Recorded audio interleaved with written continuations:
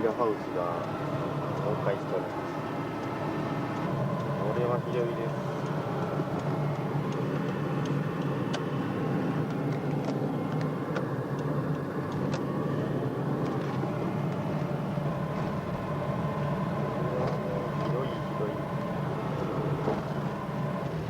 秦漁港です。すごいわ。小栗桟橋も何から全部やられております。沈んでおります。す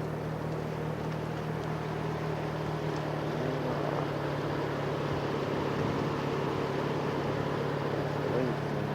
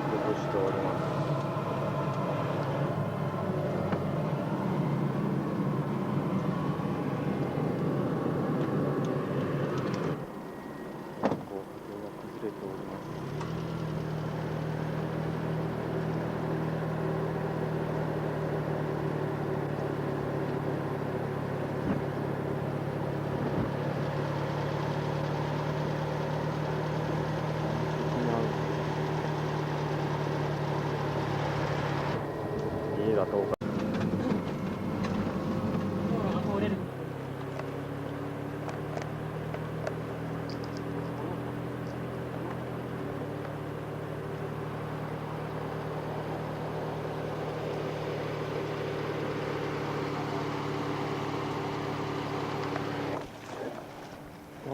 これこんなもん俺ちゃうと思うね。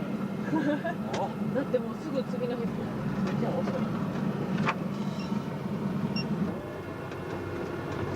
この家が一番被害が大きかったんじゃないかと思う。いいな。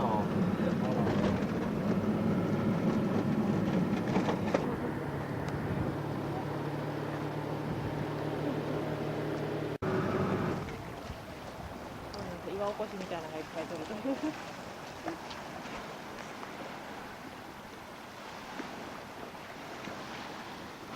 ああ、なんだろう、時がが。